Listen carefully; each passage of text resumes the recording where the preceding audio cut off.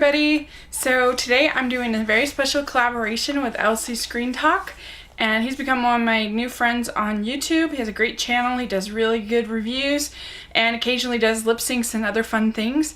So you definitely want to check out his channel. Today we thought it'd be fun to get 4 movies that we agreed with the critics' score on, and 4 movies that we disagreed with the critics' score on. So I'm not saying necessarily that these are either like great movies or that they're necessarily horrible movies, but I just wouldn't have been as effusive in my praise as or criticism as the critics were on these particular films. So let's get started. So I have 4 films that I think were overpraised, I guess. I don't think they're horrible, but I didn't particularly care for them, and I would give them a thumbs down. I'm gonna start off with The Lobster, and this movie is very clever. It has an interesting premise, but I found it extremely frustrating. I felt like it made the same points about loneliness and companionship, and it made it over and over and over again. And the characters are so flat, and that's part of the visual style and part of the style of the movie. I get it, but I had no sort of investment on what was happening to these characters because they were so like wooden and flat. And that was the style of every single character within this story, within this world of people that have 45 days to find a partner in this crazy hotel. And it was so bleak. It was so like depressing. And I just found by the last like 30 minutes, I was so frustrated. I'm like, just make your point already. Come on. I was just frustrated. And I get why other people love it because it's very original and very creative. I think for this kind of allegory to really work, you have to feel some kind of bond with the characters, and I just didn't. So Lobster is at 90% on Rotten Tomatoes, so and I wouldn't give it close to that. I would give it somewhere like a 4 out of 10, so like a 40%. I didn't like it. Next one that I thought was a little overpraised is The Little Prince. You can see my review on this channel for The Little Prince. This has a 93% on Rotten Tomatoes, and it's really pretty. It's nice to look at, and it's not horrible. I don't hate it, but I thought it was really boring. I have not read the book, and so I guess that's part of it, but I felt that the relationship between the mother and the daughter was totally over the top. Like the mom is just, I couldn't even relate to her because she's so over the top with this board, and the girl tries to tell her about a friend, and she schedules friend time for like the next year, and I don't know, it just was overdone. I couldn't relate to it. I couldn't get invested because I didn't care about any of the characters, and I didn't get emotionally invested in the pilot. I didn't get emotionally invested in the little girl. I didn't get emotionally invested in the prince. I just didn't care, and so I just found it kind of boring. And once they get to the I'm weird, and I have a fascination with work, and so I actually thought the ending with sort of the dystopian work thing, I thought that was kind of interesting and visually interesting, and it is visually beautiful, but I just didn't care, so I didn't really like it. Next one I have is at 85% Rotten Tomatoes. I have Hail Caesar, and I think this movie has moments of brilliance, like the scene where the different clergy are all talking about the film, and I think that's really well written and very funny. I think the dance sequence with Channing Tatum is engaging and fun, but I found long sections to be incredibly boring, like when Channing Tatum's character is on the submarine, and that scene goes on way too long, and I had no idea why I was supposed to care about this, and all the stuff with the communists, and I just didn't laugh very much, and the stuff with the Scarlett Johansson character, and like Jonah Hill is in the movie for like 3 minutes, and then you have all this stuff with the Josh Brolin character and Lockheed Martin, and I didn't care about that. Like, I thought it was nice to look at, and I think it has those good moments, but I thought it was more miss than hit. It's very hit and miss. I was really disappointed by this film. Then my last one is kind of a weird one. It's Eye in the Sky, and this has 95% on Rotten Tomatoes. And the reason why I wouldn't give a favorable grade to Eye in the Sky is different than these other ones. I was actually really engaged in the film, and I really liked it, but the whole time I kept feeling like I was being given a sales pitch on drones, and it made me a little uncomfortable. It felt a little propagandish to me that you have this very, very controversial practice of using drones to take out these terrorists, and the way that the movie kind of sets it up will go so out of their way not to hurt this particular person that will be involved with this drone strike. And they go to all of these different steps and have all of this different conversation, and I just don't believe it.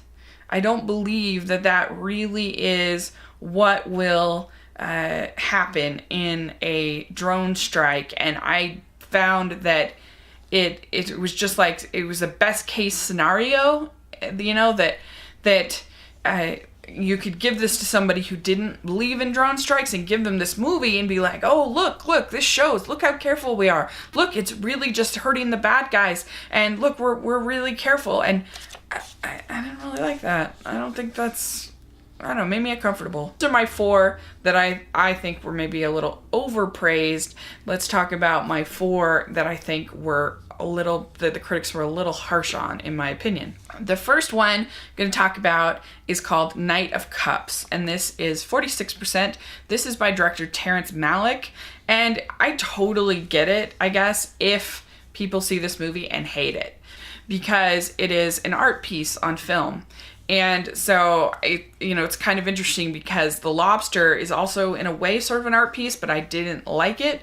I respond to one piece of art, I don't respond to another piece of art, and that's just the way art is. And the thing I thought was interesting about this, because Terrence Malick is always going to be a very divisive director, but I'm surprised that at least critics couldn't recognize the artistry and some of the messages and some of the things. I kind of wonder if maybe because this is pretty much a very harsh look at Hollywood and the movie industry, and I kind of wonder if maybe that is a little bit why, because a lot of them live in LA and a lot of them are there. What I found was interesting about the movie is that if you look at it in comparison to The Tree of Life, which The Tree of Life is all about light and hope and the afterlife and heaven and all of these positive sides of human nature and the positive sides to the world. And so this Knight of Cups is kind of the counterbalance to that, which I thought was really interesting. And it's all about greed and selfishness and the weakness of human relationships and love, and how love is ephemeral and love dies, and so it's pretty depressing and it's pretty sad. But again, as an art piece, I just thought it was really beautiful in the way it was sad. It's not too long, and so if you kind of compare it to Tree of Life as this sort of combined sort of study of human nature, I think there's something really there. And Emmanuel Lubezki's cinematography is so beautiful in it, and so I think there's enough there to be worth higher than 46%. But next I have Pride and Prejudice and Zombies, and this got 42%, and I really thought that people would really like this movie because I figured it's like the perfect date movie, because it's got stuff for the girls with the Jane Austen stuff and it's got stuff for the guys with the zombie stuff. But it ended up that I guess nobody really liked it, but I thought it was an enjoyable film. I think that the cast is really good. I thought that I think it's Matt Smith, the Doctor Who guy, I thought he was great as Mr. Collins, and I liked Lily James as Lizzie. I thought that it didn't use too much of the zombie stuff because I'm not a big zombie fan, and I thought they used just enough of it, and it was kind of cool to see these Jane Austen characters as these tough fighting girls. I thought it was neat and creative and different, but I recognize some of the flaws. I recognize that some of the action could have been shot better. I recognize that some of the rules of the zombiehood, I guess, in this movie are a little fuzzy. People can hold in the zombiness, which is sort of weird. and some of the reveals don't really work. I get it, but I don't know, I still thought there was enough there that was entertaining to make it a higher grade for me. I gave it like a B plus, I think, or a B, because I really enjoyed it. The next one that is at 43% is Miracles from Heaven. And this is a film that is a faith-based film, but I thought it escaped a lot of the pitfalls of faith-based films. I felt that it wasn't as atheist shaming as many of those films. It actually had characters that were supportive of people that don't have faith and that could understand and expressed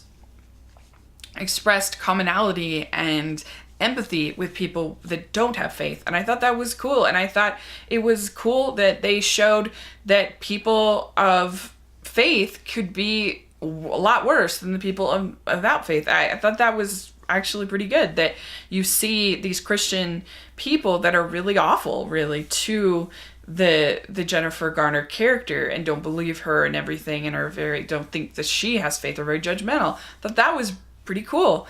I thought it was a well-acted movie. I thought it was definitely a tearjerker. It was definitely very tense as far as dealing with the health of this girl. And I thought it was a moving story. I like stories about miracles, and I thought it was good. I'm surprised more critics didn't see some of those steps in the right direction, at least, that the film made. So anyway,